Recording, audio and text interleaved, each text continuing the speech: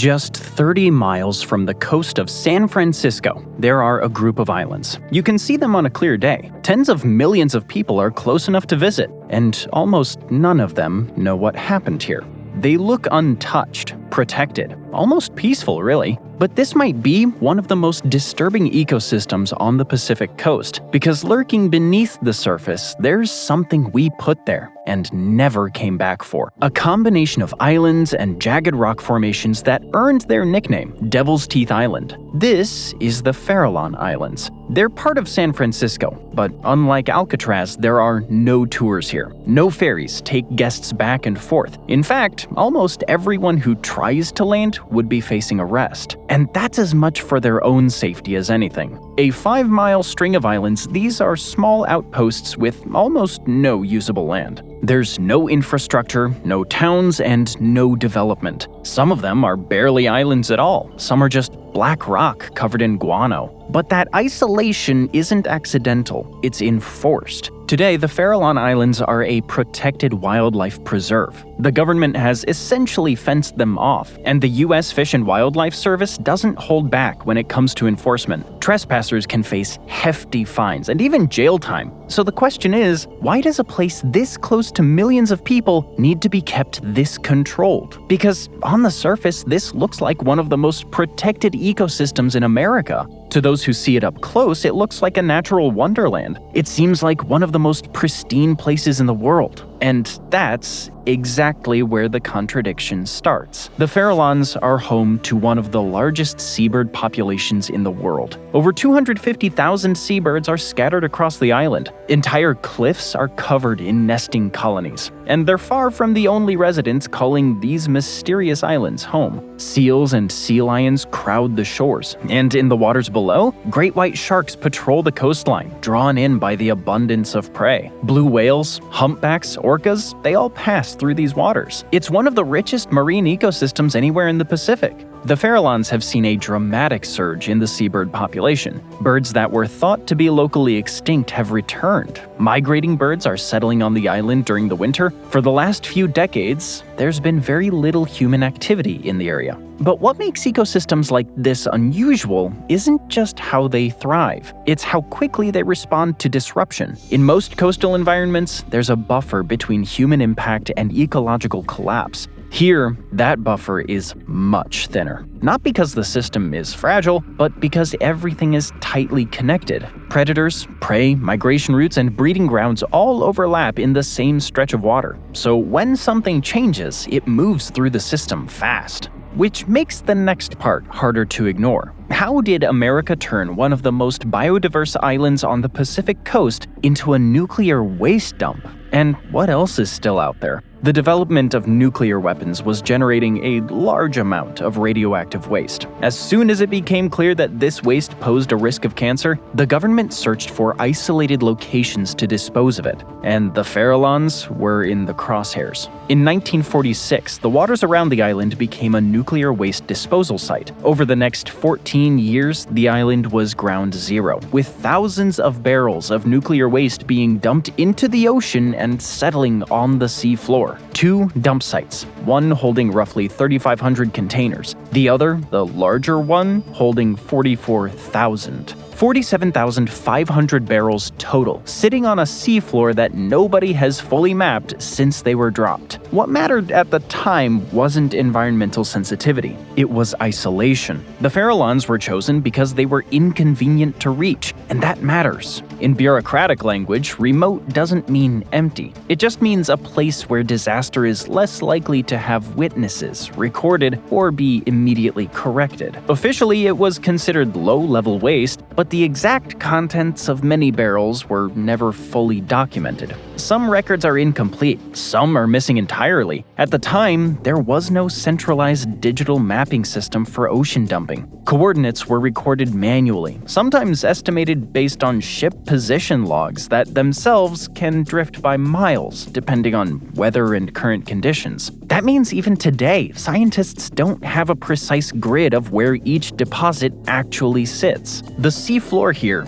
isn't stable. Sediment shifts, submarine landslides, and tectonic pressure mean the barrels may not just corrode, they can move too.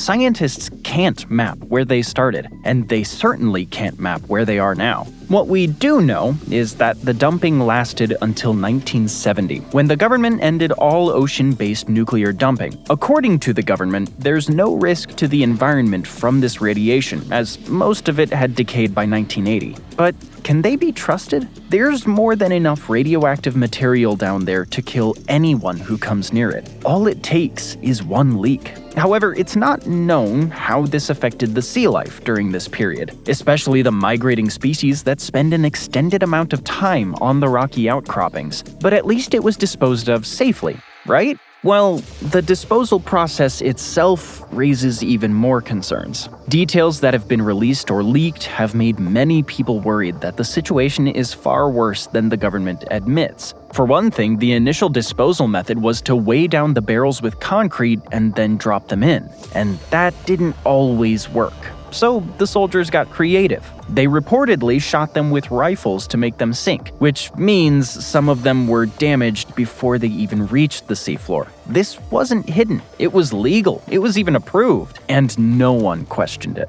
But what's often missed is how these operations were carried out. Shipments weren't always coming from a single place. Instead, multiple labs, military contractors, and naval facilities all fed into the same transportation routes. So a single barrel might contain a cocktail of materials from different sources. And that wasn't the end of it either. In 1951, the USS Independence, which had been used in atomic testing at Bikini Atoll, was loaded with nuclear waste and deliberately scuttled. The radioactive hull was sent down to the ocean floor where it stayed until it was located again in 2015. It's like they thought the ocean would take anything they threw at it. Turns out it can't. It makes the Farallon Islands feel less like a wilderness and more like a minefield. While the official government line is that the area is safe, there are a lot of unanswered questions. For one thing, the exact location of the barrels isn't known. Neither is their condition. Nuclear experts have said that disturbing the barrels leads to greater leaks than simply leaving them where they are. And retrieval isn't just expensive. Disturbing corroded barrels at depth risks releasing more contamination than leaving them alone. The act of cleaning up could be worse than the original dumping. A sudden breach won't just contaminate the area, it will unleash a toxic cloud into the surrounding waters. The immediate zone will become lethally radioactive, exposing anyone nearby, divers, researchers, passing vessels, to acute poisoning before there's time to react. No warning, no visible signal, just a silent, spreading hazard. So what exactly is sitting down there right now? In 1980, the EPA mapped the region, as no one knew if the islands were safe for people or animals. The report stated that the islands were safe, but they did discover levels of radiation in some animals. The official position is that the levels are too low to pose a significant risk, but that comes with a major caveat. No one has actually examined all of those 47,500 barrels, because this isn't just about what was dumped, it's about what's happening to it over time. Steel corrodes, containers weaken, seals fail, and this has been happening for decades, completely out of sight. If a slow leak started today, it could go unnoticed for months before it shows up in surface-level biological samples. And in the 1980s, ocean radiation baselines were still being worked out globally. So when people talked about safe thresholds, they weren't always based on long-term buildup. More often, they were compared against known industrial exposure levels at the time. And those two things don't always line up. What looks like acceptable in a short-term measurement can behave very differently once it's spread through an entire ecosystem over years. If you talk to government sources, they think the best strategy is to keep the status quo. There is no active salvage mission currently. The radioactive barrels are likely to stay there indefinitely. They've been down there for over 50 years now, and experts say if there were going to be any serious ruptures, they should have happened by now, right? That protective coating on the barrels near the Farallon Islands isn't intact anymore. It's already breaking down. These containers weren't built to last this long. Any attempt to move them now becomes the trigger. The moment heavy machinery makes contact, those weakened barrels will rupture. In other words, intervention doesn't just risk a leak, it will cause one. This means remapping the area. running containment models and simulations. In practice, that makes it more complicated than doing nothing. Stepping in carries its own risks. Environmentalists continue to be concerned about the safety of the region, due to the chance of a disaster causing a major release of radioactivity. It's like sleepwalking into disaster. The ocean also doesn't have borders. So if something leaks here, it doesn't stay here. It moves around, it spreads, it reaches beyond the sanctuary. And it's all happening not far from a city of millions. What happens if there was a major nuclear leak near the Farallon Islands? The scariest thing is, no one has a concrete answer for that. If this happens, it'll be a larger-scale disaster causing it, a major event that causes an immediate crisis. And if that happens, untold amounts of radioactivity will pour out into the deep. It'll be an existential threat to the ecosystem, and a 20 to 30-mile kill zone will form around the islands. The real danger is what moves through it. Pacific salmon migrate from California to Alaska and back again. Pacific bluefin tuna cross the entire Pacific. Bottom feeders would absorb contamination directly from seabed sediments. And what starts at the bottom doesn't stay there for long. If the concentration of nuclear material is serious enough, it can trigger a cascading chain of poisoning and irreversible damage to wildlife.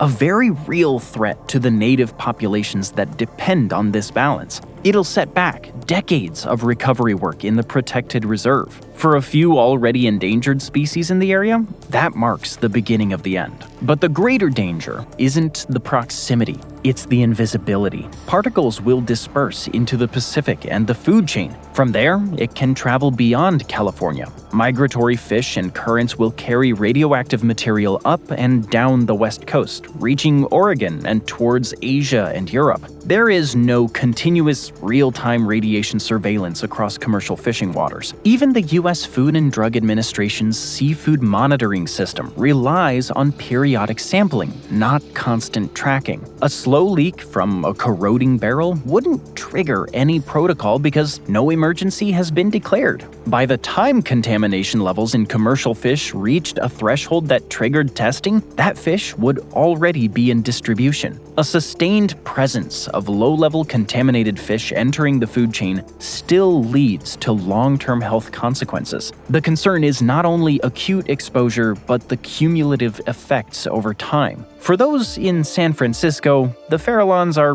probably little more than an afterthought, a smudge on the horizon on a clear day, a footnote in their lives. Many of them have never visited the waters around the island or even seen them through binoculars. For those who do know about them, they're little more than a curiosity. 30 miles away, and somewhere beneath the surface, 47,500 barrels are doing what steel does when it sits in saltwater for 75 years. The ocean has a long memory, and the future of the Farallons and its surroundings may just depend on how long the ocean can keep its secrets. Thanks for joining me today.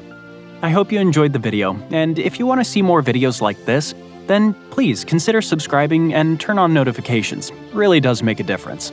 Thanks again, and I'll see you next time on MapPack.